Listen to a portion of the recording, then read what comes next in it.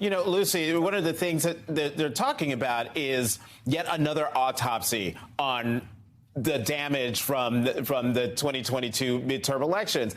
I'm old enough to remember, and actually old enough that I wrote about it, the first go around after the 2012 election, where they had some really smart ideas if only the Republican Party had followed through on them. So why are they engaging in this exercise this go round when the Republican Party is infinitely in worse shape than it was 10 years ago?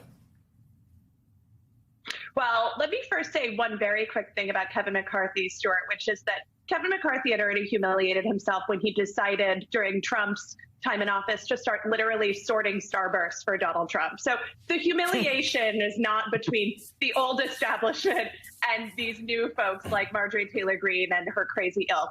As far as the autopsy goes, I was remembering something this morning, which is that after 2012, I was at an event that I had helped arrange, actually, where we had Tucker come to speak. I was working for the Goldwater Institute, and Tucker Carlson came to speak.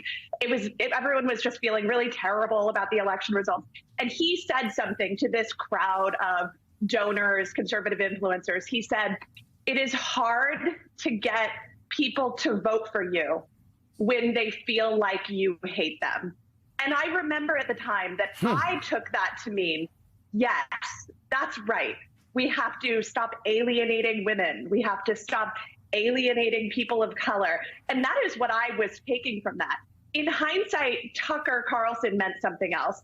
He meant that he thought that the Republican Party had gone too far away from connecting with what we now know as the MAGA base, who have become completely radicalized, but who have this otherism, I'm being treated badly. Some Hispanic businessman is being successful in Los Angeles, which must mean that I, a West Virginia coal miner, am being screwed over.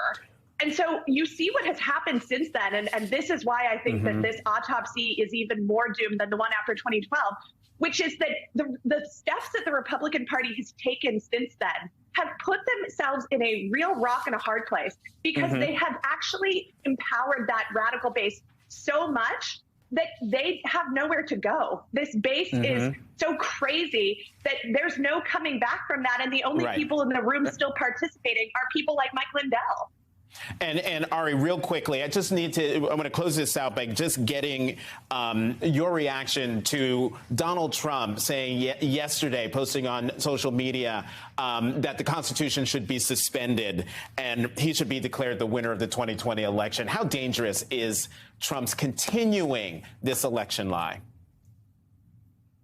It's incredibly dangerous, Jonathan, and I think we've all become numb to it. I mean, the idea that a former president who inspired an insurrection would now call for the overthrow of America's founding document. I mean, if that's not disqualifying for a candidate, I don't know what is. And so I think we just keep thinking Trump's saying crazy stuff. This is just Trump being Trump. No, this is Trump being even more dangerous, even more radical, even more authoritarian than we knew him to be.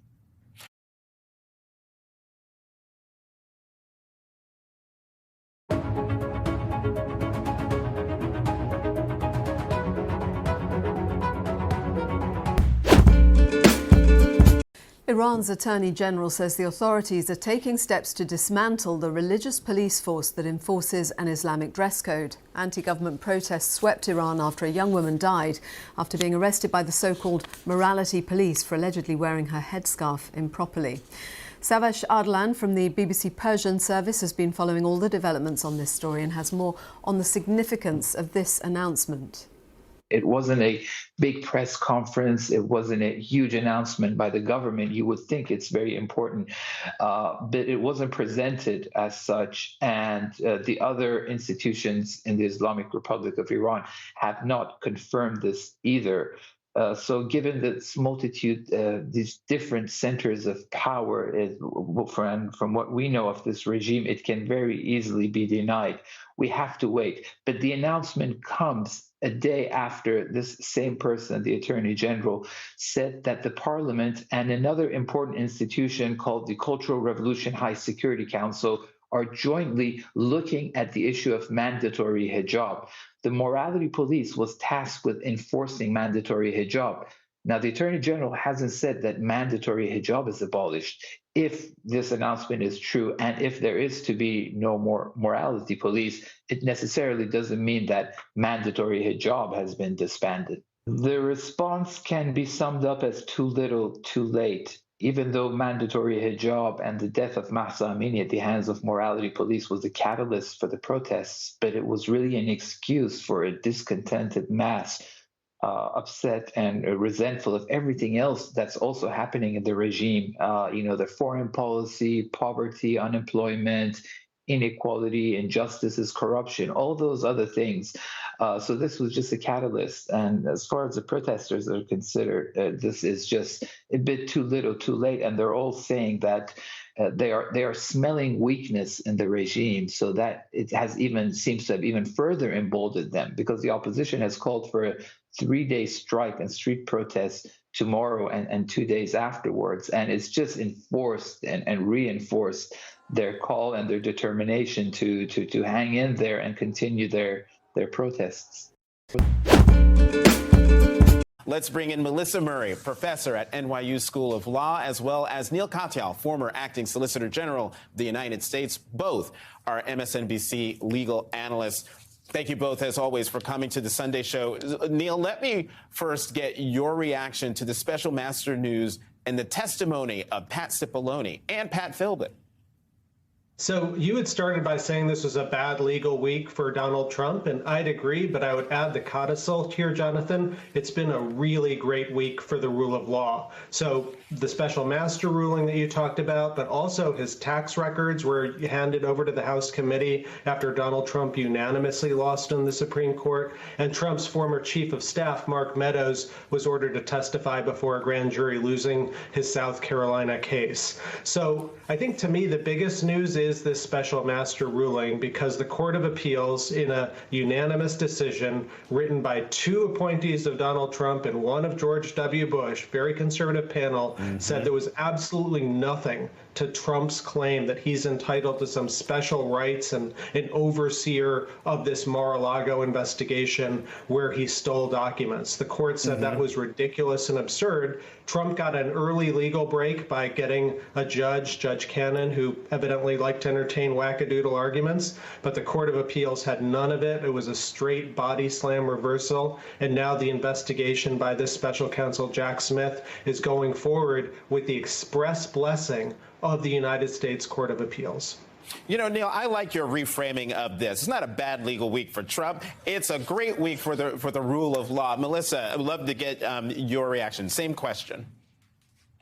I think Neil is exactly right. It was a great week for the rule of law. It was a terrible week for Judge Cannon, who got that stunning rebuke from the 11th Circuit, who just made clear that not only was she subscribing to a wackadoodle idea, I mean, she really didn't seem to have a grasp of what was required of her and what the law required in that moment. And that, of course, was a stunning rebuke to get from the panel above you. But I will say this, to the extent that the interest in the special master was intended to delay this investigation, then Donald Trump actually was successful in doing that. They added more time to what had been a quite accelerated track for the investigation, and it added more time, bogged it down, had everything going through Judge Deary. It's back on track now, but to the extent that it was intended to delay justice, then I think it might have succeeded at least a little bit. This is back on track, obviously, and Jack Smith is now back in the driver's seat.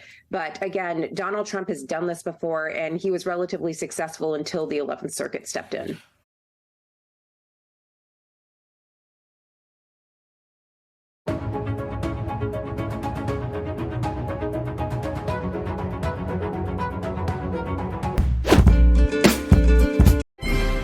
Good Sunday morning.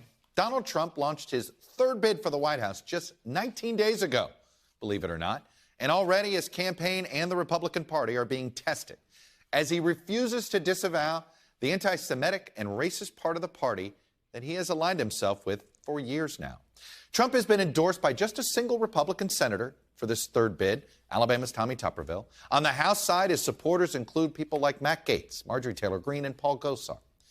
His former Vice President, Mike Pence, former Secretary of State, Mike Pompeo, and former UN Ambassador Nikki Haley, not only they are not endorsing Trump, they're all making moves to run against him in the primaries.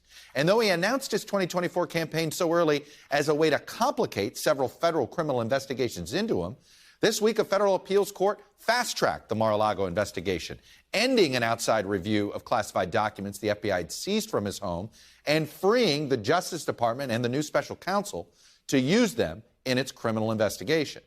So now Trump is testing the limits of his ability to be a relevant political figure. And he's testing the limits of the Republican Party as he yet again embraces this extremism and anti-Semitism. After the rapper Ye, formerly known as Kanye West, lost lucrative partnerships with Adidas and others because of an anti-Semitic tirade, Donald Trump still welcomed him to Mar-a-Lago for a pre-Thanksgiving dinner. And Kanye brought along Nick Fuentes, a prominent white supremacist, Holocaust denier, and anti-Semite. Trump has claimed not to know who Fuentes was, but he has not yet disavowed either Fuentes or Ye.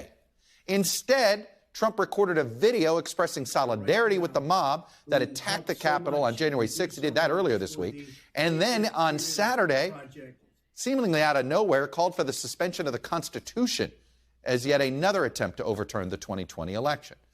Trump has been politically underestimated before with these antics, and in the end, the party has stood by him when he's been their nominee.